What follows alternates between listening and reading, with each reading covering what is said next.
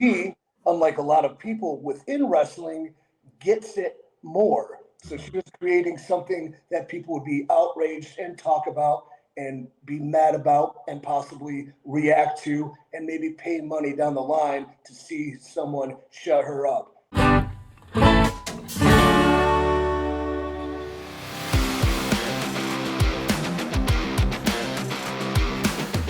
What's going on, everybody? This is Dr. Chris Featherstone with another episode of the Wrestling Outlaws, here with the Outlaws themselves, ladies and gentlemen. Former TNA World Heavyweight Champion Ethan Carter III.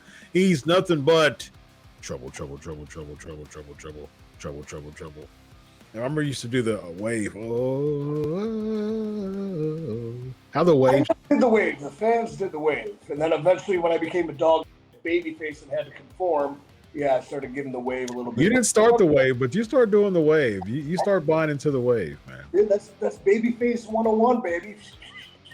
Yes, indeed. Indeed.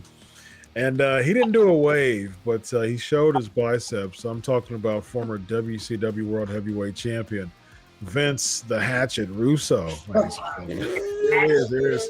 Oh, the Hatchet. Yes. Bury the Hatchet, ladies and gentlemen.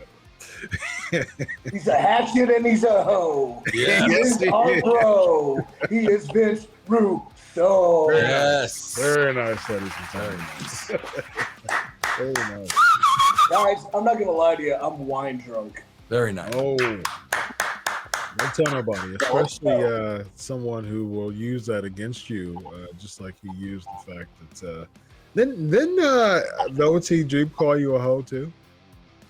He called me Mike. He called you Mike. That's what it was. Oh, yeah. Well, again, if we have to rehash the past, which I hate to do, all he did was talk about how effing cool I am and how popular I am and how many friends I have and hot chicks like me. So, put you over, man. There you go, bro. There you go. Yeah. Let's talk about. Let's shoot from the hip and talk about Ronda Rousey, ladies and gentlemen.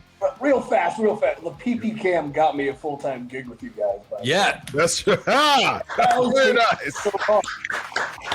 PP Cam, baby. PP Cam.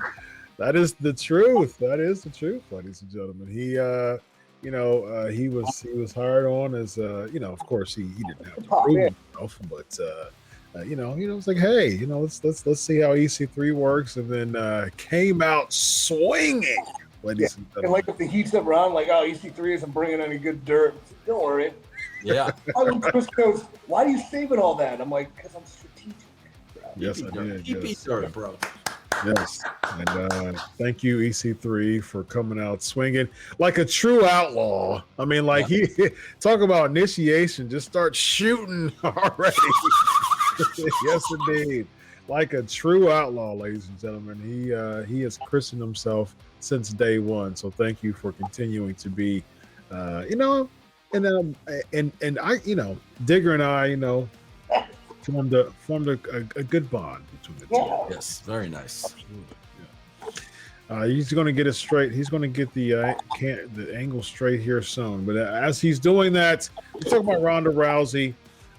Digger, how was working with Ronda Rousey? And before I do that, there's a comment that I was advised to read again. This was over 2.5 years ago. Oh wow! Right, this was right after WrestleMania.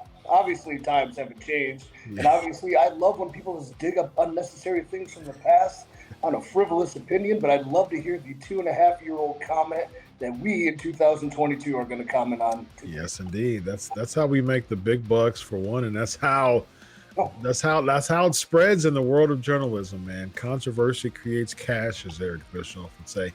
And I've been saying for a long time, even around or before that, controversy creates clicks.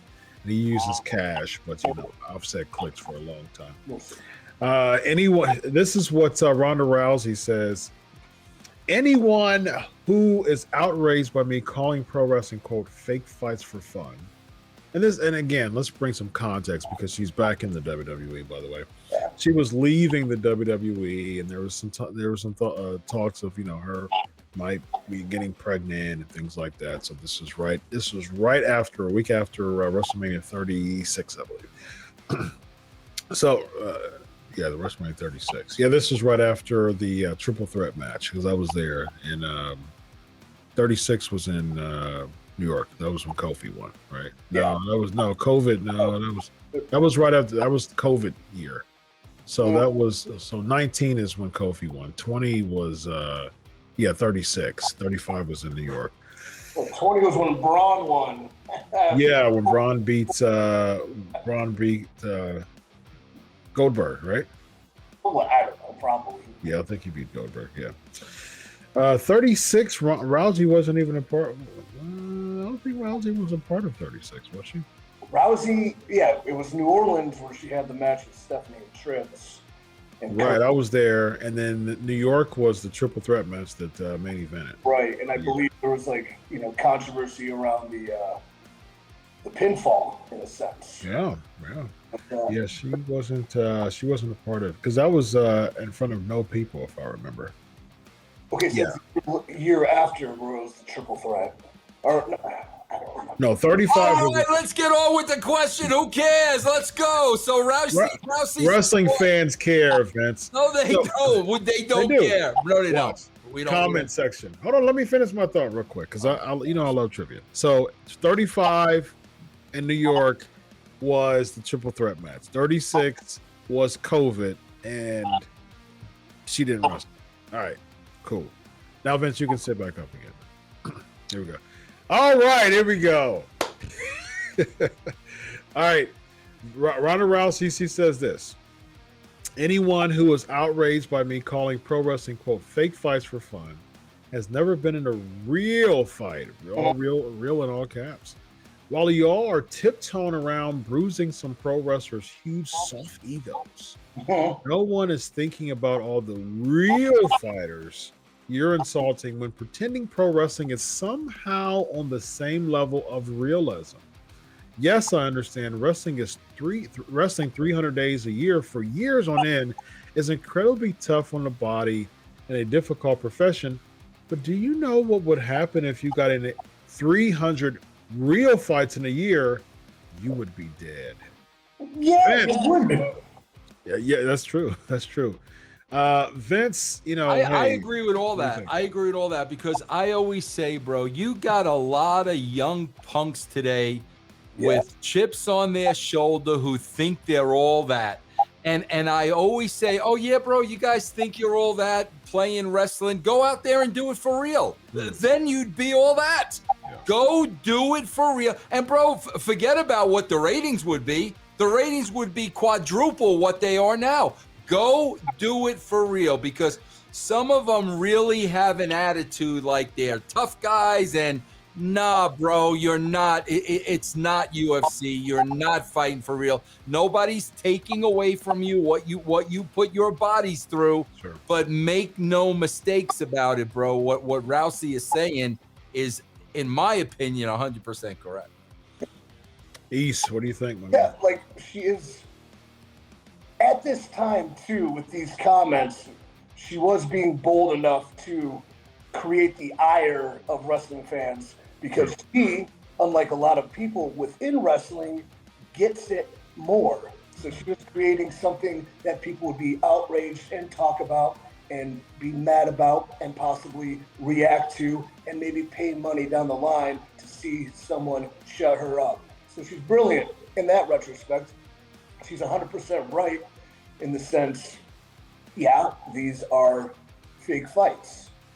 We know that, we're aware of that, and Vince is absolutely right.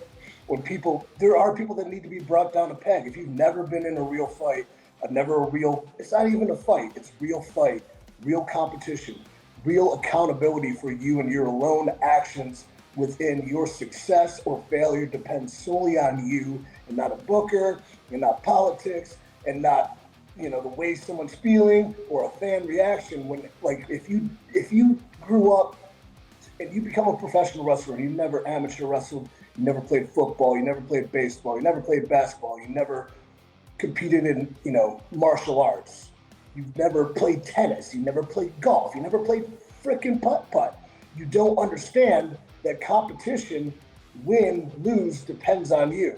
So Vince is right. There's a lot of entitlement huge amount of entitlement from people who came from, you know, indies to this level of wrestling because the switch in the of wrestling with how, you know, it's not the bruising tough guys being pulled out of, you know, gyms and bars in the past.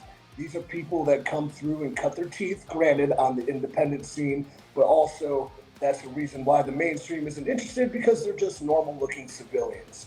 So, you know, hypothetically, when I get taken out of context, seeing how cool and great and awesome Adam Cole is, in the real retrospect of things, I would whoop his ass. And even if I couldn't whoop his ass, I'm still going to sit here and tell you I can whoop his ass because I'm a proud man. So, very nice. What Miss Ronda, I think, I'm taking that entire 2.5-year-old quote in jest to draw attention and to make money.